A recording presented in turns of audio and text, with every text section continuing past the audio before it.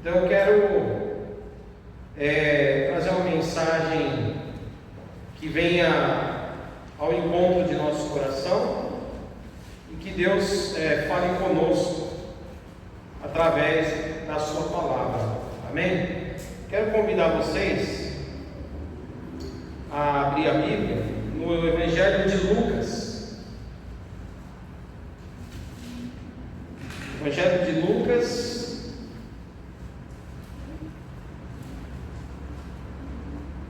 Aí a gente vai ver o capítulo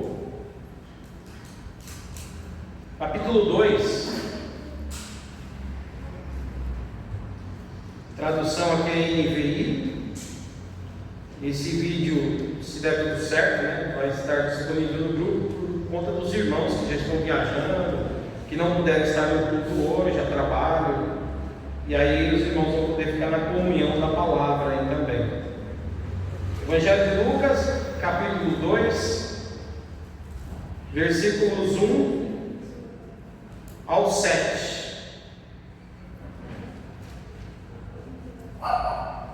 Diz assim o texto: Naqueles dias, César Augusto publicou um decreto ordenando o recenseamento de todo o Império Romano. E este foi o primeiro recenseamento feito quando Quirino era governador na Síria. E todos iam para a sua cidade natal, a fim de alistar-se. Assim José também foi da cidade de Nazaré da Galileia para a Judéia, para Belém, cidade de Davi, porque pertencia à casa e à linhagem de Davi. Ele foi a fim de alistar-se com Maria, que lhe estava prometida em casamento e esperava um filho. Enquanto estavam lá, chegou o tempo de nascer o bebê, e ela deu à luz ao seu primogênito, e envolveu em panos e o colocou numa manjedoura, porque não havia lugar para eles na hospedaria. Glória a Deus. Irmãos e irmãs, só um detalhe aqui que muitos de nós já conhecem, mas acho que é importante para falar um pouco sobre o motivo de nós comemorarmos o 25 de dezembro como o Natal de Jesus. Lembrando que a palavra Natal, a própria palavra Natal significa nascimento, né? Nascimento. Eu até anotei aqui, se você entrar no dicionário da língua portuguesa, né, tem a ver com nascimento, que daí surge a palavra natalidade, né? O grande índice de natalidade quando as pessoas nascem, não é isso? E tem a ver com o lugar onde alguém nasceu também. Por isso que você fala: eu fui visitar os parentes de onde eu nasci, na minha terra natal, né? Da minha terra de nascimento. Então, o Natal é isso, é o nascimento. Agora, por que a gente comemora um só Natal durante o ano todo, né? Porque são vários natais. Eu tenho o meu Natal, você tem o seu próprio Natal, cada um nasceu numa data aqui e cada um comemora o seu próprio Natal com a sua família, a sua data de nascimento, faz memória, celebra o seu nascimento. Mas esse nascimento é diferente. Esse é um nascimento único, porque não existem diversos deuses. Existe um só Deus, e um Deus triuno, Pai, Filho e Espírito Santo. Se alguém quiser entender um pouco mais sobre a Trindade, já vou fazer propaganda. Estou até com a camisa aqui, ó, Degustação Teológica. Eu tenho um canal no YouTube, bem simples, mas lá eu explico algumas coisas de teologia. Inclusive eu vou convidar o pastor Daniel para fazer alguns vídeos para eu postar lá, nossos vídeos juntos. Nós vamos aí compor uma equipe de degustação teológica, para ele virar um livro futuramente, né? Aí nós vamos colocar lá pequenos vídeos e pequenas porções como essa mensagem aqui. E lá eu tenho um vídeo que eu explico sobre a Trindade, como entender a Trindade, que segundo os maiores teólogos do mundo, né? Que não é meu caso, os maiores teólogos do mundo dizem que é uma das doutrinas mais difíceis da fé cristã. Mas nessa crença, nessa fé num Deus triuno, Pai, Filho e Espírito Santo, Jesus, a segunda pessoa da Santíssima Trindade, veio ao mundo, e veio ao mundo encarnado, ou seja, João capítulo 1 diz lá, que o verbo tornou-se carne, a palavra encarnou-se, Deus encarnou-se, ou seja, em forma de homem, ele veio até nós. Então, é a única vez na história que eu posso dizer para vocês que Deus se tornou homem.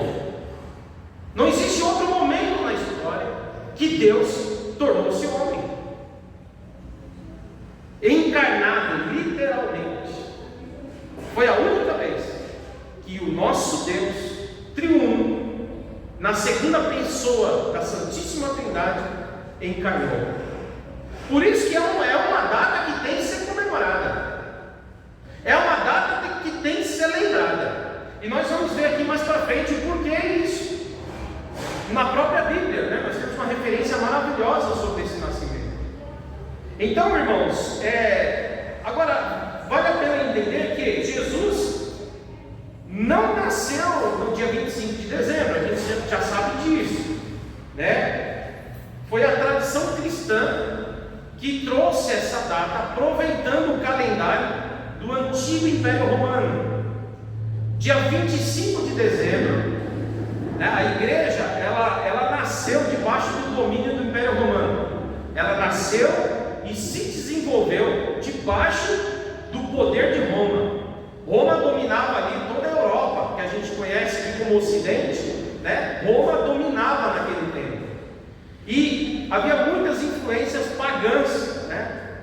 Os romanos tinham inúmeros deuses, divindades diversas, e eles inclusive usavam divindades de outras culturas. Mitra, por exemplo, era uma divindade de uma outra cultura, e os romanos tinham o dia de Mitra. O Mitra era um deus solar, é um deus que estava ligado ao sol. E é por isso que no dia 25 de dezembro, os romanos, a partir do ano 273 depois de Cristo, os romanos começaram a cultuar Mitra, o deus que de alguma forma está ligado ao sol, né? E é comemorado então o dia do sol invencível, Natalis Solis Invicti, do latim. E aí eles sempre faziam esse culto, e o culto era sempre na noite do dia 24 para a virada do dia 25, e eles faziam essa comemoração. Com a ascensão do cristianismo, todos nós sabemos que o cristianismo não foi nada, ele foi uma seita. Os cristãos eram considerados seitas, entenda, não é que foi uma seita, né? Eram considerados como uma seita, tanto pelos judeus, né, como por outros grupos, e eram ignorados completamente pelos romanos. Então é tão ruim, era tão difícil ser cristão naquela época, que nos 3 primeiros séculos a igreja foi perseguida, não o tempo todo e nem em todo lugar ao mesmo tempo, mas foram dias e tempos difíceis de ser cristão. Lá debaixo do Império Romano, em muitas províncias, não era fácil ser cristão, e em tempos algum governante se levantava, um sangue nos olhos, e queria matar cristão. E Nero, por exemplo, né, que era do tempo do apóstolo Paulo, do tempo do apóstolo Pedro, né, o Nero foi um dos perseguidores dessa época, terríveis. Depois teve outros também tão ruins quanto ele, mas a Bíblia, né, nos tempos bíblicos, era Nero, por exemplo, que ele botou fogo na cidade, destruiu a cidade, e depois ele precisava achar alguém para culpar, e aí fez o quê? Culpou os cristãos, né? E houve uma perseguição imensa aos cristãos, com a acusação de terem colocado fogo na cidade, né? Sendo que na verdade foi o próprio Nero que deu essa ordem. E irmãos e irmãs, a igreja segue triunfante mesmo debaixo de perseguição e luta, porque aquele que nasceu, aquele que veio ao mundo, e depois de adulto, né, depois de ensinar seu ministério através do seu ministério, ensinar a vontade do Pai e morrer na cruz, porque Jesus, sim, aos 33 anos de idade, Jesus morreu na cruz, e no terceiro dia ele ressuscita. E ele disse lá em Mateus capítulo 28, nos últimos versículos, ele disse: todo o poder é me dado no céu e na terra, e eu estou com vocês até o fim dos tempos. Eu estou com vocês agora, vou para o Pai, mas continuo com vocês até a consumação dos séculos. E ele enviou o Espírito Santo, irmãos, o Paráclito, o outro Consolador, o outro Ajudador, para que a gente pudesse caminhar vencendo. Agora, olha que interessante, Jesus, o Filho de Deus, ele provavelmente nasceu, irmãos, entre o mês de março e abril. Alguns historiadores apontam essa data, outros apontam a data de setembro e outubro. E por que isso? Porque o relato bíblico diz que quando Jesus está nascendo lá, literalmente nascendo, a Virgem Maria está dizendo: José está nascendo. Quando Jesus está nascendo, os pastores estavam na planície, nos campos, estavam à noite com as ovelhas no pasto. Ou seja, o tempo era bom, porque quando é inverno, eles recolhem as ovelhas, eles guardam as ovelhas. Então no inverno, os pastores não poderiam estar no campo. Esse relato está também em Lucas capítulo 2, E aí o que acontece? Quando a Bíblia diz que os pastores ouviram, veio o anjo e disse: trago uma notícia boa para vocês. A notícia é boa, hein? E a notícia é que está nascendo aí o Salvador. Os pastores receberam essa mensagem, irmãos, e estavam lá numa noite linda e maravilhosa, uma noite gostosa. Esse dezembro, por exemplo, agora para nós, essa semana, é inverno em Israel. Está entendendo? Lá agora é frio, que é chamado de hemisfério norte, é frio. Aqui é calor, e lá no hemisfério norte é frio. Então, é por isso que você vê a tradição europeia de Natal, Papai Noel de trenó, com touca, luva, casaco, porque é uma tradição herdada de onde? Lá daqueles lados, da Europa, aquele lado todo lá do hemisfério norte. E não era diferente lá na época, na terra de Israel. Então, Jesus nasceu num tempo de calor, provavelmente março, abril, ou até no máximo mês de outubro, aonde há um clima favorável. Amém, queridos? Então, essa data, ela é dia 25, para substituir o culto à Mitra, porque eles faziam culto à Mitra. E como o cristianismo, depois do ano 325, ele ganha uma força maior, lá no ano 345, 350, um dos papas da época, que na verdade ainda não havia papado, preste atenção, ainda não havia papado oficialmente, a Igreja Católica, ela considera Pedro o primeiro papa e tal, uma tradição, mas historicamente a imagem do papado vai aparecer só lá no final do século VI, início do século VII, o papado oficialmente, irmãos? Mas na tradição eles consideram. Então eles vão dizer que um dos líderes da igreja, papa lá para a Igreja Católica daquele período, ele vai firmar o dia 25, como o dia em que o verdadeiro sol da justiça raiou no mundo, que Mitra não controla sol coisa nenhuma, que o verdadeiro sol que brilha sobre os homens se chama Jesus.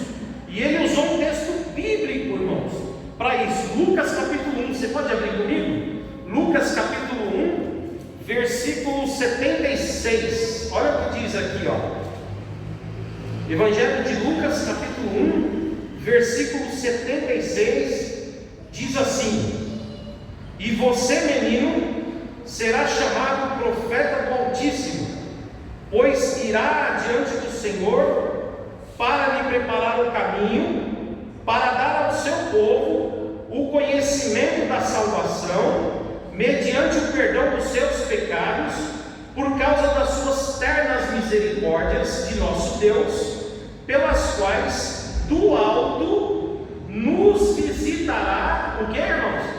O sol nascente, é isso que está escrito aí? Aqui a NVI é o sol nascente, para brilhar sobre aqueles que estão vivendo nas trevas e na sombra da morte, e guiar os nossos pés no caminho da paz. Ele está falando: eu estou enviando João Batista, e João Batista vai começar a pregar, abrindo o caminho para aquele que já nasceu, que é o verdadeiro sol que nasceu. E esse sol é tão poderoso que ele brilhará e arrancará as trevas que há no coração dos homens. Preste atenção, o sol, esse sol aí que a gente vê, ele te ajuda na vitamina D, ele te ajuda a tirar o mofo da casa, ele ajuda até a clarear os seus olhos humanamente. Mas esse sol não tira pecado, esse sol não ilumina a alma que está obscurecida pelas trevas, mas o brilho do verdadeiro sol, que é Cristo, arranca as trevas que tem dentro de nós e nos traz a paz com Deus. Amém? Tem gente que está uma clareza por fora, mas por dentro dele só há trevas. Mas Jesus vem e entra no nosso coração e traz um brilho, irmãos, que nenhum outro sol pode trazer. É o brilho na nossa alma. Amém? Brilho no nosso entendimento, brilho, clareza na nossa consciência. Então eles fizeram o seguinte: o cristianismo ganhou prominência, o cristianismo foi crescendo. A partir do ano 350 mais ou menos, ele ganhou os imperadores que já eram cristãos também, estavam se convertendo, né? Alguns verdadeiramente, outros não, outros eram só por status, era só porque a religião cristã era interessante, né? E havia política no meio, a política começou a entrar na igreja, essa é uma verdade, e muita gente era cristão de rótulo e não de alma. Mas o fato é que nesse período, então, a igreja se fortalece e ela influencia os imperadores, né? E um dos imperadores ali, ele vai e diz: olha, a partir de agora acabou o culto a Mitra, a partir de agora não tem mais culto a Mitra, a partir de agora o culto é a Jesus, o verdadeiro sol que nasceu em nossas almas. E aí pegaram o dia 25, transferiram para dia 25 de dezembro, né? Tiraram de Mitra e deram esse dia para Jesus, por conta de ser o sol da justiça que nasceu.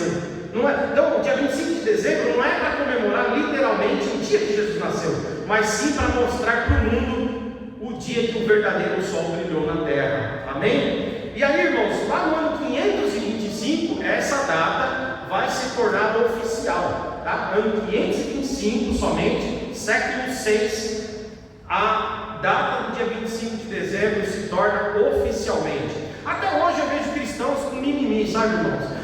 Eu não comemoro o dia 25. É porque falta esse conhecimento histórico, entendeu?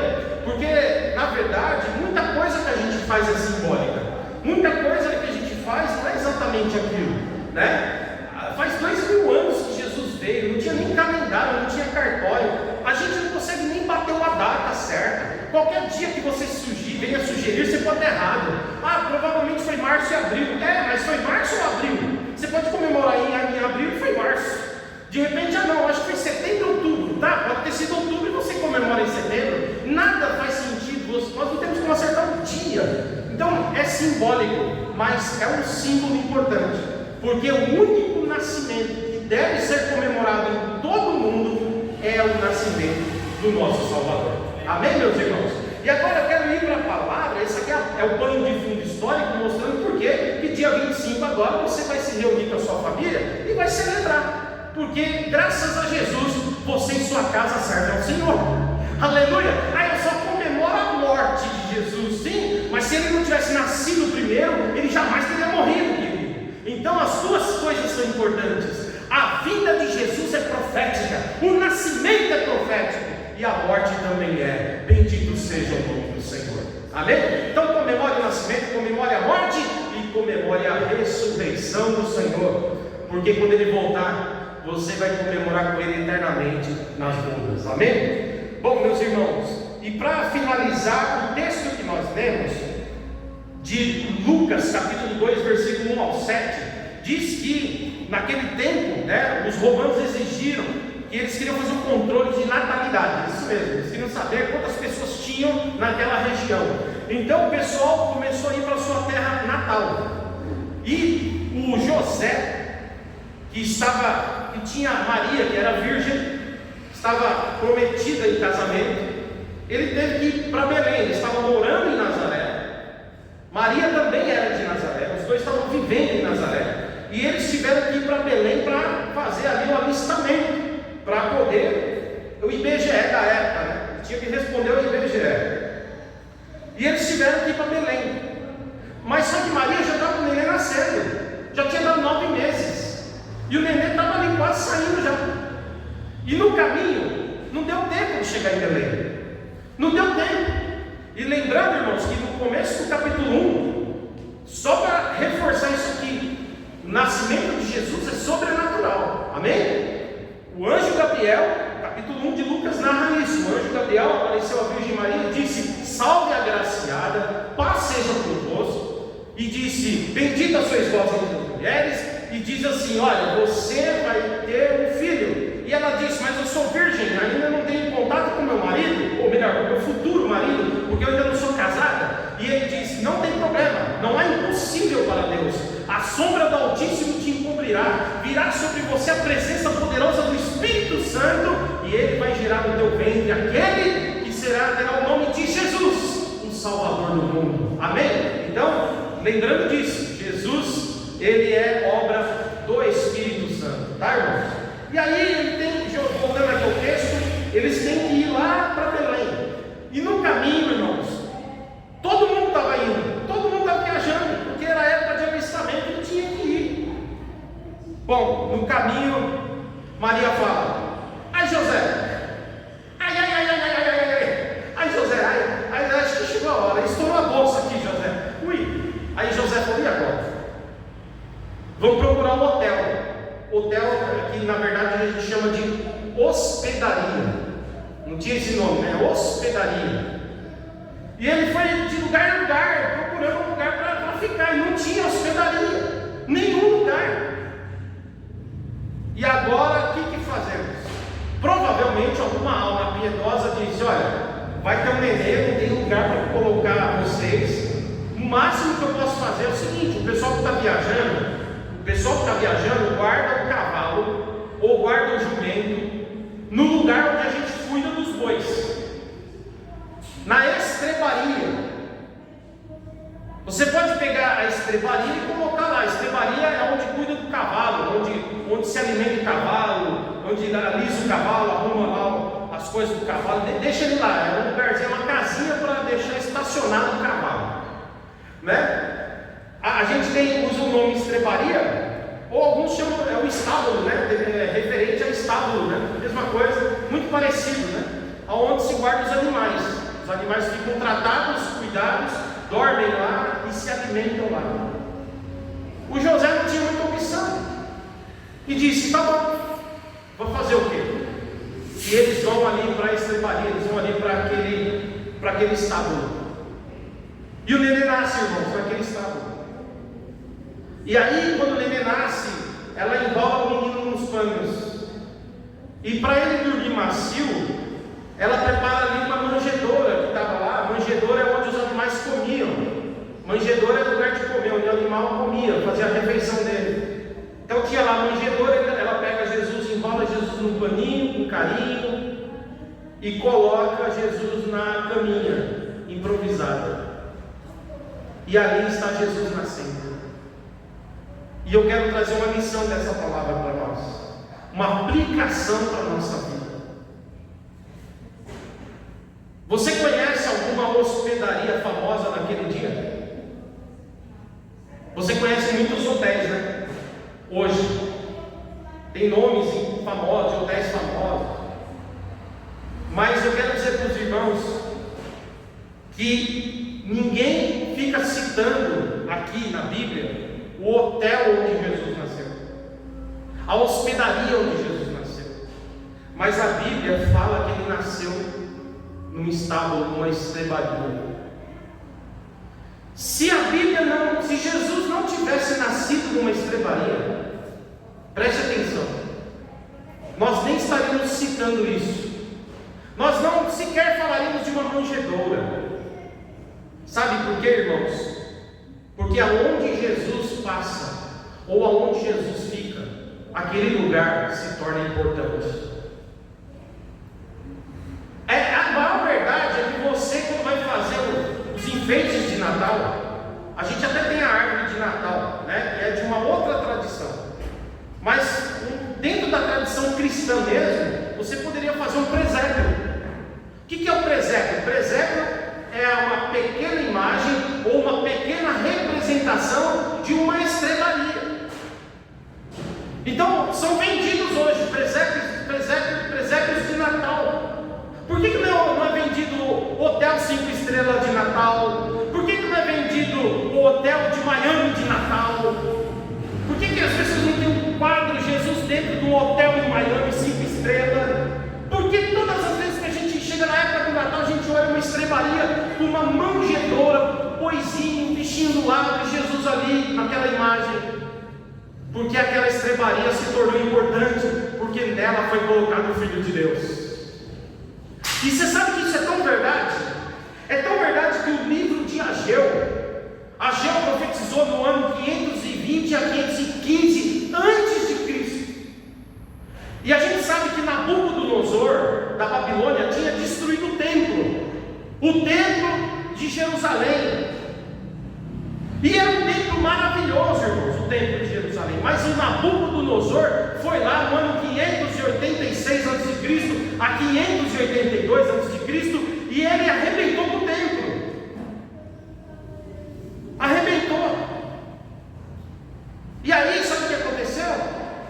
Depois que eles saíram do cativeiro, depois do exílio da Babilônia, Deus levanta alguns profetas Zacarias e outros, e aqui entre eles o Ageu, e eles vão profetizar que o templo seria levantado, o templo seria colocado de pé de novo.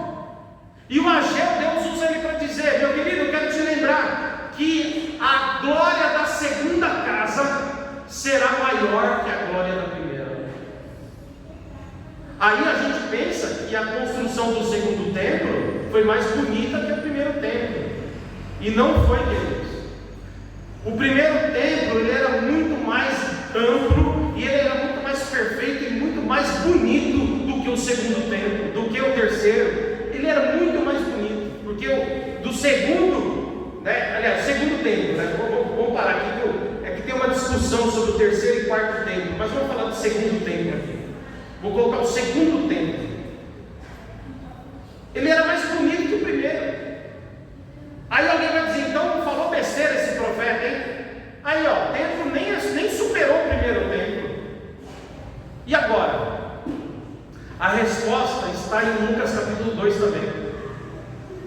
Lucas capítulo 2 vai dizer que depois que Jesus nasce, ao 8º dia ele é levado no templo. E quando ele entra no templo, ele passa pela circuncisão. E ele é consagrado ao Senhor no templo. Então se cumpre a profecia de Ageu, que disse que a glória do segundo templo, a glória da segunda casa, seria maior que a primeira, não por causa das pedras que seriam assentadas ali, mas porque ali o Salvador foi apresentado.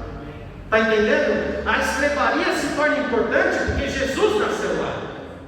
O segundo templo se tornou maior do que o primeiro porque Jesus foi apresentado lá. E eu quero dizer para você que assim era a tua vida insignificante antes de Jesus entrar aí. Você não tinha brilho nenhum antes de Jesus entrar aí. Você era um nada antes de Jesus entrar aí. Mas quando Jesus nasceu no teu coração, Ele mudou a sua história. A partir daí você começou a ter vida no lugar de morte, alegria no lugar de tristeza, paz no lugar de guerra, porque aonde Jesus está, ali ganha significado. Se o diabo fala um dia: sua vida não tem significado, sua história não tem significado, diga a ele: para trás de mim, Satanás, porque uma estrebaria não era nada, nasceu lá. O segundo templo, ele teve a maior glória, não porque as pedras eram lindas, mas porque o Messias foi consagrado lá. A minha vida tem significado, porque Jesus já nasceu no meu coração. Jesus habita na minha alma. Amém? Então a tua vida a partir de Cristo tem um significado, tem um valor, tem uma importância, porque onde Jesus entra e onde Jesus está, muda a história daquele lugar. E eu quero lamentar, porque o texto diz assim, que Jesus ia pelo caminho com José e Maria. Aliás, Jesus não, né? Maria com José, Jesus não, na barriga de Maria. E diz o texto inicial que nós lemos, que ele teve que ir para uma manjedoura, para uma estrebaria, porque não havia lugar para eles nos hotéis. Existem muitos corações ainda que Jesus bate a porta e as pessoas dizem ainda hoje: aqui não tem lugar para você.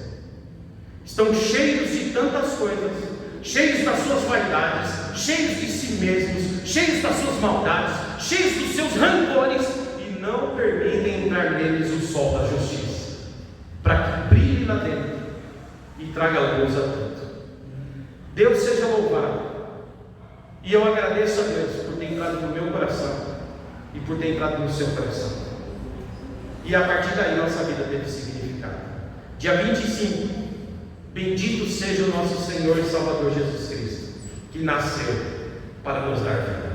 Amém? Eu quero orar sobre essa palavra. Senhor, nós te agradecemos por essa palavra que foi ministrada. Eu espero, Senhor, que todos guardem essa palavra. As vidas têm significado quando Jesus está nelas, e que possamos nos alegrar no dia 25, lembrarmos que apesar de ser uma data simbólica, ela representa para nós o brilho da glória do Senhor em nossas vidas, o sol que nasceu para nos trazer a visão espiritual. Muito obrigado, Senhor, por ter dado significado em nossas vidas, e que o Senhor não apenas tenha nascido em nosso coração, mas que o Senhor viva e habite em nós para todo sempre. Assim eu oro, Pai bendito, no nome santo do teu Filho Jesus, e para a tua glória te agradecemos. Amém, irmãos? Deus abençoe. Pastor Daniel.